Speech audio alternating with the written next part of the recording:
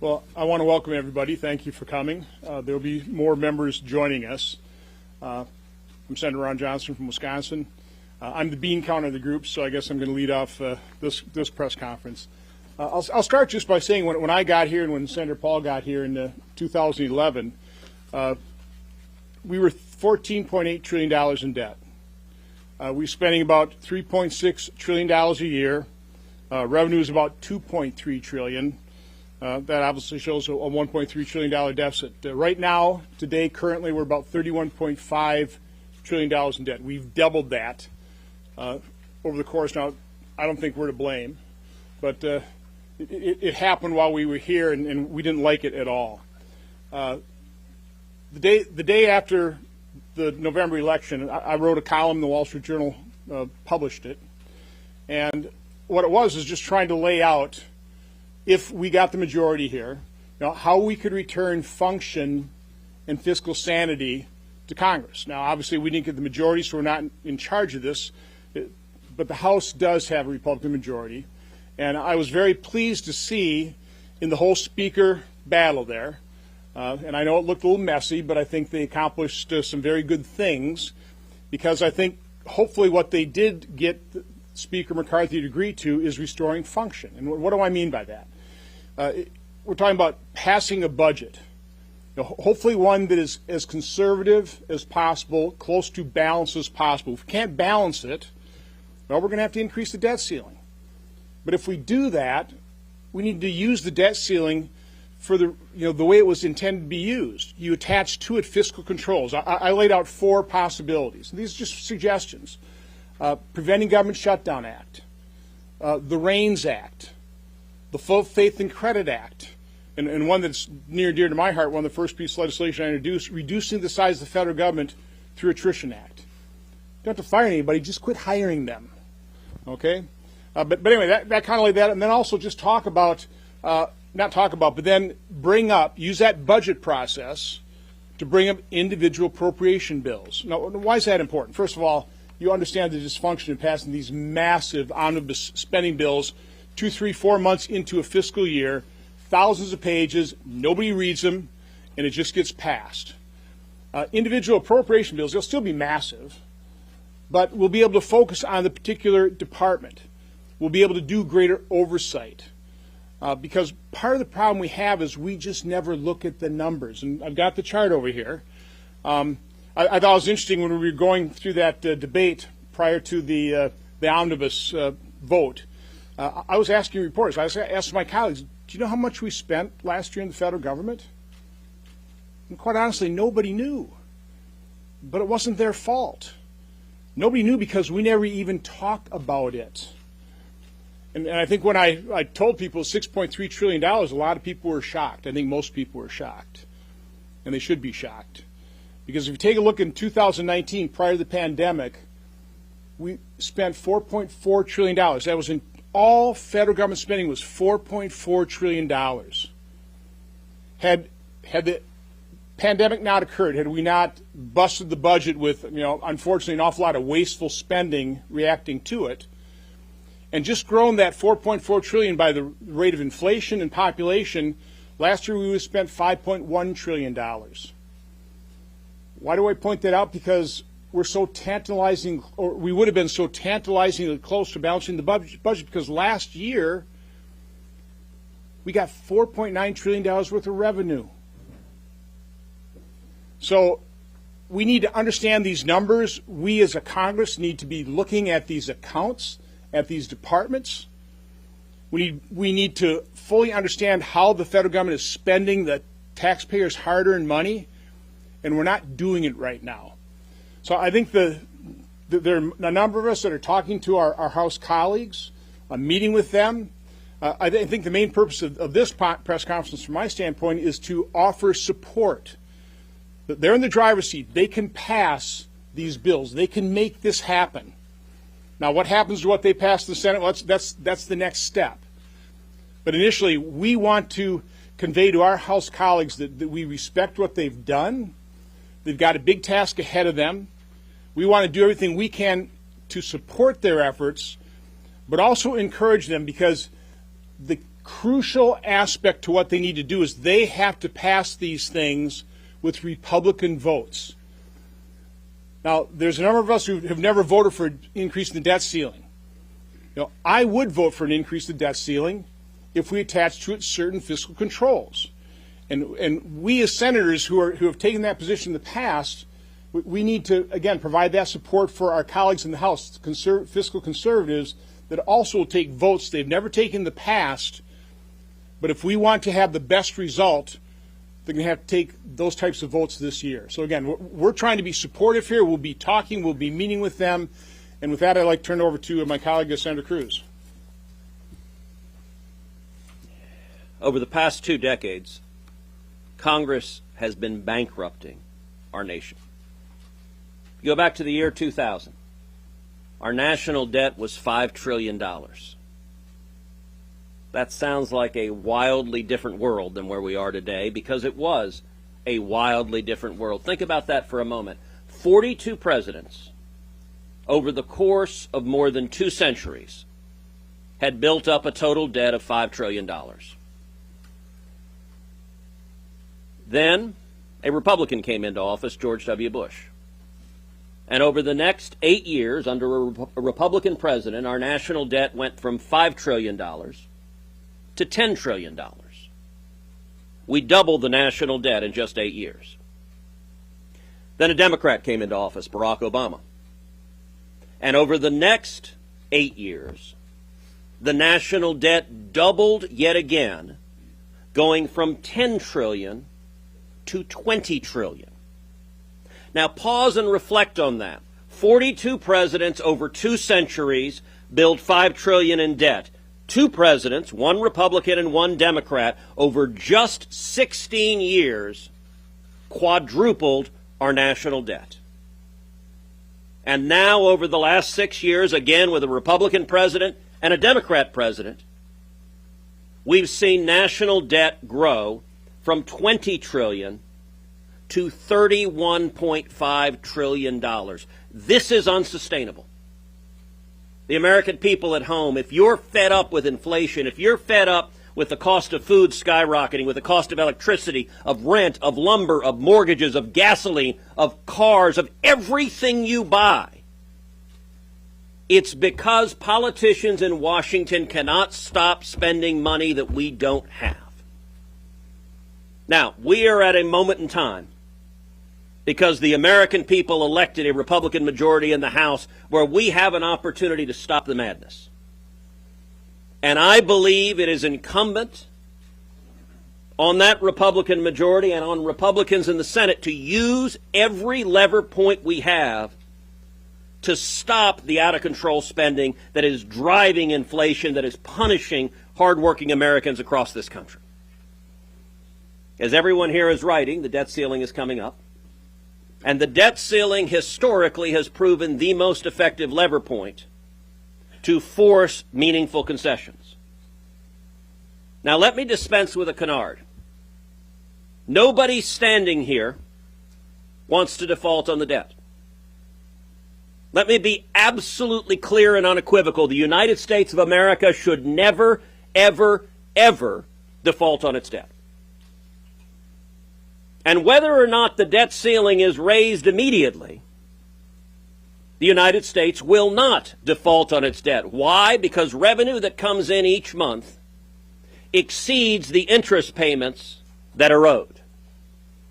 There is more than sufficient revenue coming in to ensure we never default on the debt. And every one of us supports legislation I call the Default Prevention Act, to put that in statute, to make clear the chances of a default are 0.00%.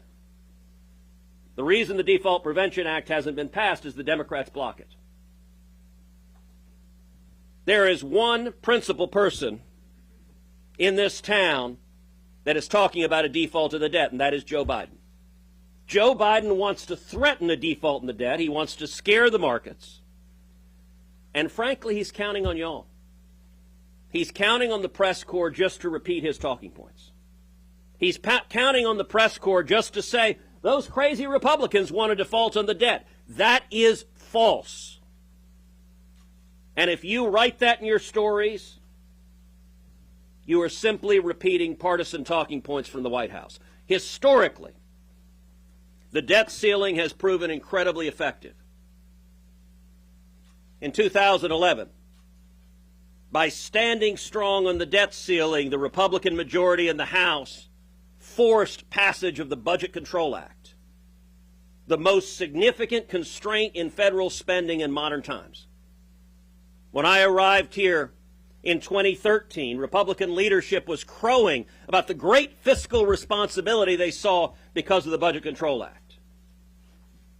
And then they turned around and abandoned it a couple years later. You go back before that, Graham Rudman, the most significant structural restraint on spending, passed because Congress held up the debt ceiling and used its leverage to force those reforms. And so I'm going to urge the members of the press, as this fight plays out, report it accurately. The rules of the Republican conference provide not that we will never raise the debt ceiling. It is not my position that we will never raise the debt ceiling. Rather, what the rules say is we will use the debt ceiling as leverage to force real and meaningful structural reforms to fix the underlying problem. It doesn't have to be a total solution for everything, but it has to be real and meaningful progress. And I will point out those rules that were written in the rules, I wrote them alongside the other senators who are standing up here today. That is the official position of the Republican conference.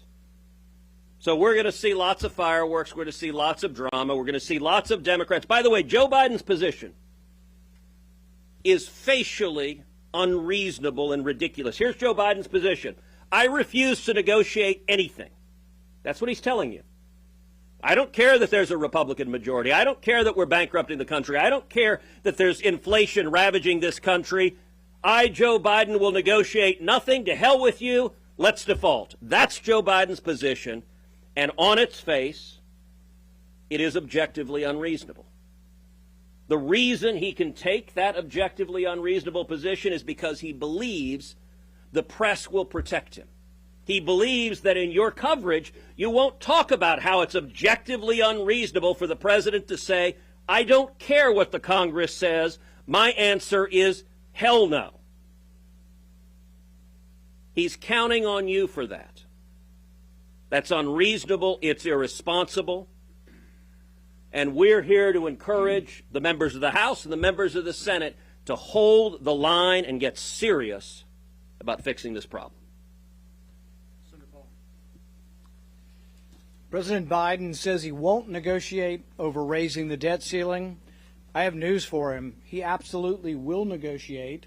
Conservatives will not vote to raise the debt ceiling. The majority in the House, Republican majority in the House, will not vote to raise the debt ceiling without significant budget reform. The greatest threat to our country is, and the greatest threat to our national security is the debt. One of the great things about where we are now, though, is it really doesn't take as much as you would think to actually balance the budget. In Europe, over half of the countries balance their annual budget. We think of Europe, of Germany and Sweden, of having these large governments, and they do, but they're actually fiscally responsible in the sense that they spend what comes in. We could do it in our country. If we were to have a $100 billion cut, which would still have us spending way more than we spent before COVID, a $100 billion cut in free spending, we would balance our budget in just 4 years. This is amazing. We have an opportunity here. It could be done, but it would take compromise between both parties. Republicans would have to give up the sacred cow that says we will never touch a dollar in military, and the Democrats would have to give up the sacred cow that they will never touch a dollar in welfare. Everything would have to be looked across the board. No one has a sacred area that would be immune, and when you make the cuts across the board, they aren't as big as you'd actually think they would be. It's a responsible thing to do, but President Biden needs to know, absolutely, he will negotiate, and it's better to start now. First, I want to thank the House. There's a lot of things the House has done in the last 3 weeks to do exactly what they campaigned on. And my goal is that the Senate start doing the exact same thing. We have a Republican Party out around the country. We need to have a Republican Party here, and Republicans need to stop caving. With regard to the debt ceiling, the far left, the big government crowd, and Wall Street tell you all the time, they put out all the time, you have to spend more money, run up more debt, and raise taxes. And if you ever say that you need to stop, then they say the world will end and we'll have plagues that even Moses would flinch at. It is a complete lie. We can balance the budget, right? Our states do it, countries do it. Now, if we don't balance the budget, who makes money? Well, D.C. bureaucrats do really well. The people that make money off of government, they do really well. Wall Street sells a whole bunch more bonds, they do really well. The rich are going to continue to get richer. And guess what happens to the American public? Their mortgage rates go up. Their credit card interest rates go up. Eggs cost more, meat costs more, and the average American is paying for all this. Now, I did this. I did this when I was governor. I walked in with a $4 billion budget deficit, and the same thing happened. If you don't spend more money, borrow more money, Florida had borrowed a net additional $1 billion a year for 20 straight years, and they were going into default on their debt. We balanced the budget. We actually cut taxes. In 8 years, we grew our economy, I think, by over 20%, and we added 1.7 million jobs. This is all doable, and if we don't, when anyone goes to the grocery store this week, you can blame everybody in D.C. that's not willing to live within our means for your interest rates going up and the cost of your eggs and meat going up. Senator Braun. So you heard Senator Cruz talk about how quickly we got into this pickle, basically just a little over 20 years, which gives you a little bit of extrapolate that into the future. And the only politician who's had the nerve to put a budget out has been from the president, Biden. So he, unapologetic about it, shows us from this $31 trillion we're in debt, taking all of us to $45 trillion in just 10 years. And that's way under the mark because interest rates have gone up 4 percentage points by the Fed here recently. So a couple of little fun facts. You remember before Christmas I asked a reporter to tell me what 1% of 30 trillion was? Anybody remember that? Remember, it wasn't easy to come up with it, and the first guess was 300 million. Well, it's 300 billion. The numbers I just gave you in terms of what Biden is unapologetically and brazenly saying for the future of our country, 45 trillion in debt, doesn't take into consideration the interest cost and the crowding out. And the reason I want you to know what 1% of 30 trillion is, take 4% of 30 trillion. That's the interest that's going to get priced in to the cost of carrying this debt. You do the math with what we're currently paying in interest, that's as much interest as we just spent on that monstrosity of an omnibus bill that just went through the door at 1.7 trillion. And these are numbers for future generations. You ought to just think, what the heck is going on? Who is running the show? And the other thing Senator Cruz said, it's been an equal opportunity endeavor between Democrats and Republicans, because the folks that have been running the place have been looting the place in the sense that, sure, with the printing press in the basement, with a credit card that you can swipe year after year, any knucklehead could do that. And really, knuckleheads have been getting us into the place we are now. And remember the numbers. The numbers always rule in the long run. The heavy weight of that burden will be unescapable and it'll be painful if you don't do what Senator Paul talked about. Exercise a little political discipline and will. Quit trying to please everyone, and that means defense and domestic, and maybe you'll get the ship turned in the right direction. Senator Lee.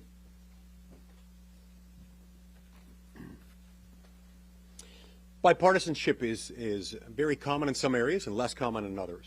Tragically, increasing the debt ceiling has been a bipartisan venture. And it's happened in a way that sort of pits us together as Americans, not as Democrats against Republicans, so much as Washington, D.C. and Wall Street against everyone else. America's poor and middle class have been ravaged by this pattern and practice of abuse, one that enriches a small handful of elites at the cost of everyone else.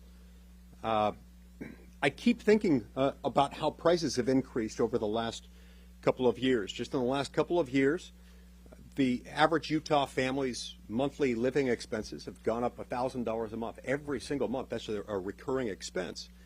That is the direct, foreseeable, and in fact foreseen and avoidable result of Congress pushing the button over and over and over again to effectively print more money.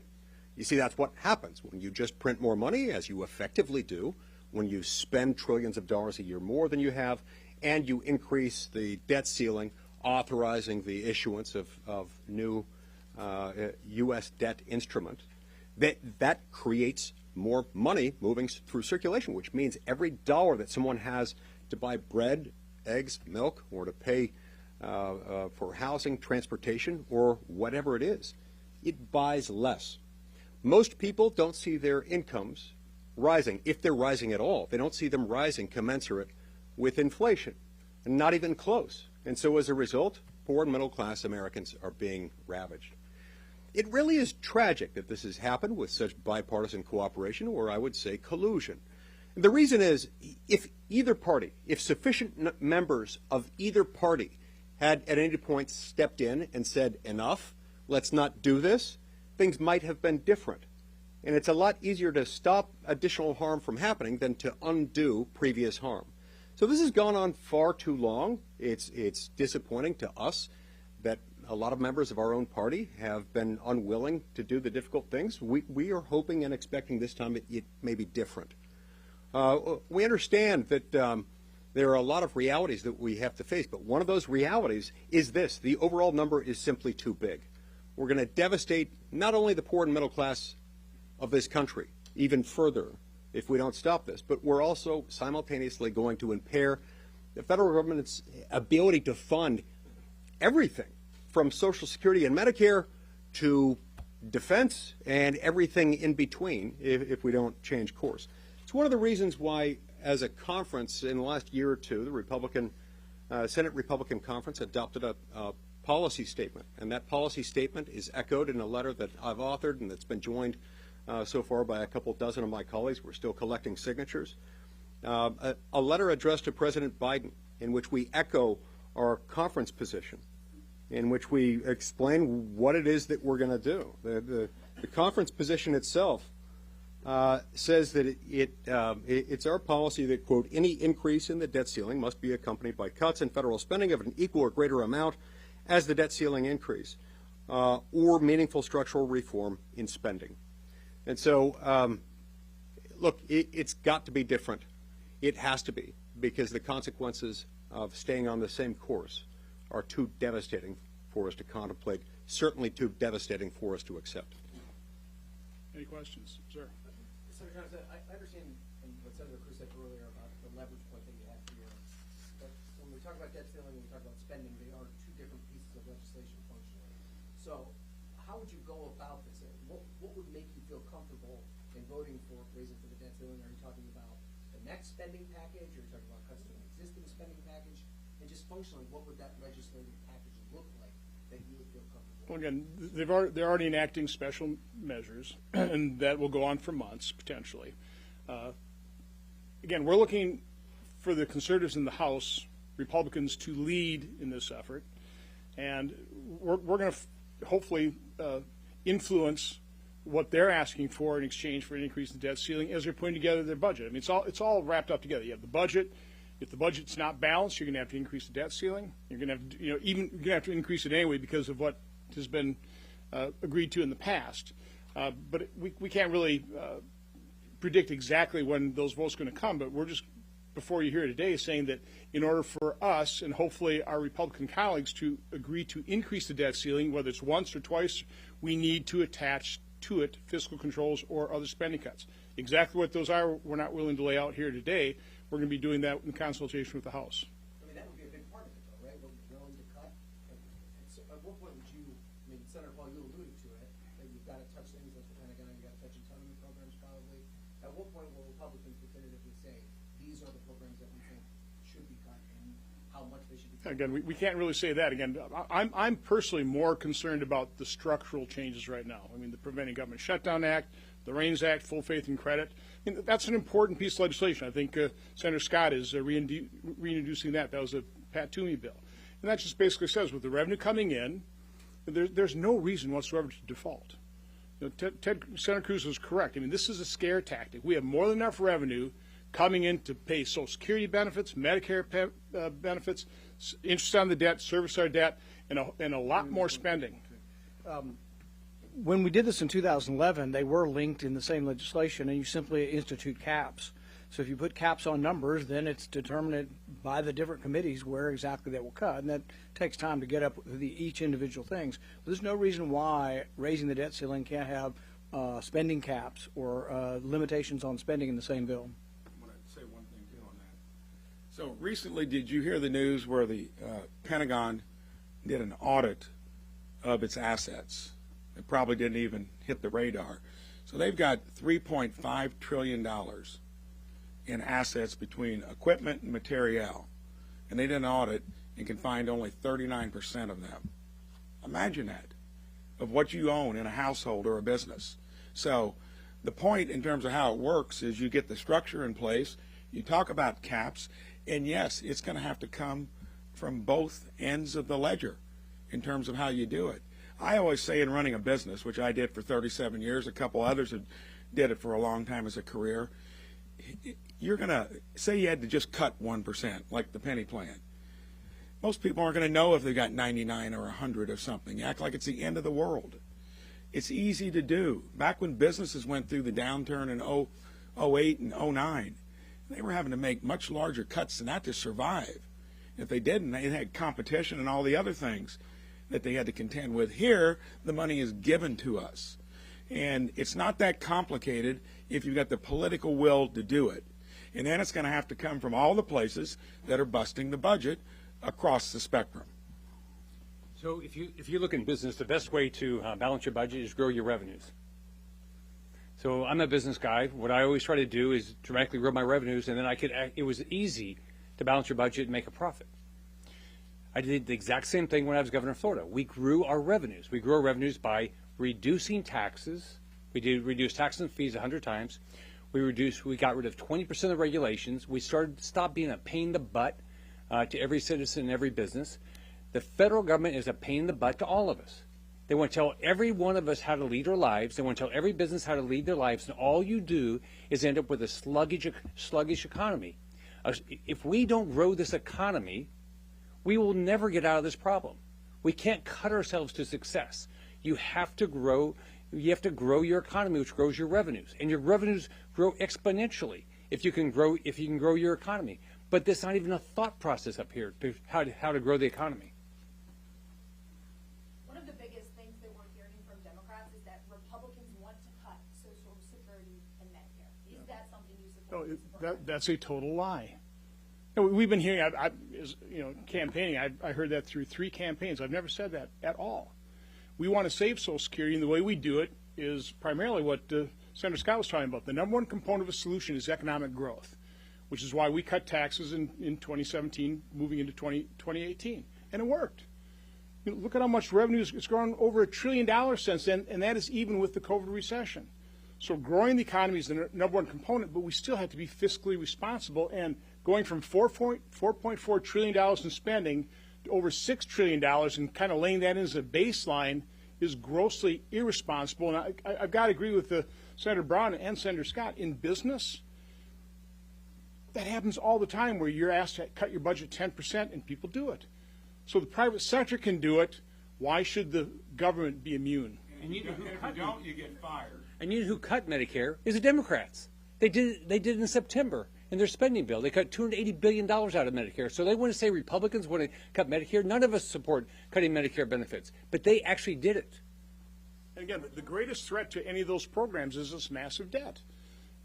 Again, as Senator Braun said, every 1% increase is another $310 billion. Times 4, $1.2, $1.3 trillion. That we spend $1.2 trillion a year on Social Security.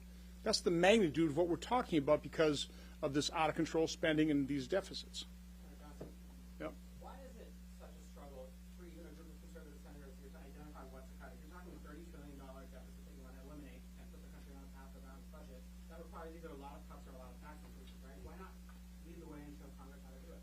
Well, there have been a number of proposals in terms of doing that, but again, we're going down this process now, step by step. The first one is to pass the budget, which will contemplate those types of cuts. Senator Paul has different proposals. There's a number of ways of doing it, but we need to first get the structural process in place. One quick point. I mean, that's a false argument. That's made all the time by the left-wing media. Oh, you don't point it out. On my Festivus report, which we put out every year, this year was $482 billion worth of waste. Now, I'll give you some examples. They're small, but they added up to $482 billion. The National Science Foundation spent $118,000 studying whether Thanos, who's a Marvel Comics evil overlord and snaps his finger and lightning comes out of his fingers, your tax dollars went to the National Science Foundation to hire a guy to put metal gloves on to snap his fingers to see if you can snap your fingers in metal gloves. $700,000 to see if kids are better coped with pets. $650,000 to study why male parrots like female parrots and how they pursue them. I could go on. I also want to point out, in business, we're the board of directors, okay? You don't go to the manager and say, this is specifically where you're going to cut. You go to them and say, cut your budget 10%. And then you have those managers do it. So you're going to rely on the people in the agencies to do it the best way, but we've got to starve some of these agencies. Senator, do you expect the House Republicans to pass a budget before the debt limit deal later this year? And do you think any fiscal roadmap, and also can the fiscal reforms you want be achieved through discretionary spending cuts alone, or do some internal reforms? Well, looked at obviously, my words were distorted by saying we do need to. If we're going to get ourselves out of this debt hole, we're going to have to look at everything every year. You can't just wall off 7% of the budget and say we're not going to look at it. It's just an automatic pilot. I mean, that is what is driving us into this debt crisis right now. But in terms of when the House is going to do things, that'll be up to the House. I'm here today to support their efforts and do everything we can to encourage people that have never voted for an appropriation bill or a debt ceiling to say, if we're going to get the best deal possible, you're going to be willing to vote for these things. I'm willing to do it here in the Senate. So, Senator Johnson, who in the House are you talking to? You said you're talking to somebody. No, we're talking to conservatives in the House. I'll leave it at that. Are these some of the folks that got concessions from the party trying to validate these people? No, the conservatives in the House. We all have relationships in our Yeah. states, too. We're talking to all those. Senator Johnson, since Speaker McCarthy's election, it seems like House Republican leaders have kind of backtracked on this idea of cutting funding to the military. Some like states have even gone as far as to say that that's not on the table, that's not something that they're going to entertain. So is that something that's acceptable to you? I mean, all of you seem to be on the board with the fact that like it needs to be on the table. Yeah, listen, I think you have to look at all spending. I'm making the point, it's a step-by-step process. First of all, you have to understand how much we're spending. People don't even understand that basic. That's what I was pointing out when I was asking that question prior to the omnibus vote. Now, how much we spend annually? Nobody knew. So you have to familiarize yourself with the numbers. We're the board of the directors, and so many of the members of the board have no idea what we spend. They just vote for these omnibus spending bills without ever reading them. That's complete dysfunction. That has to change. Speaking of the numbers, because someone asked about raising revenues, I put through a privilege motion, and Rand's done it often, a balanced budget over 10 years in my case. And the biggest data set that we collected was that over 50 years, regardless of the tax rate, our revenues stay about 18 to 18.5% of the GDP. Check it out. When you have a high rate, you're going to generate a lower economic activity. If you got a lower rate, it was just proven. I almost had the CBO admitting that pre-COVID, the tax cuts that were done in 2017 were paying for themselves, plus we had an economic growth of 2.5 to 3%. So the whole idea that you can raise revenues to do it, that's not going to work. 50 years of data show that those hang in that narrow range. So that means that you're going to have to do it growing the economy, which was mentioned earlier. That's one easier way to do it. And then holding your expenditures into that historical band of revenues that we raise, proven over 50 years. Senator Johnson, I have one on a different topic. As Vice Chair of the Senate Ukraine Caucus, what's your reaction to the administration's plans to send battle tanks to Ukraine? We just came from a secure briefing on that. The question I had is, how are they going to change the dynamics on the field? So I certainly want to support the people of Ukraine, but at some point in time, we're going to start recognizing what the reality of the ground is. Thank you.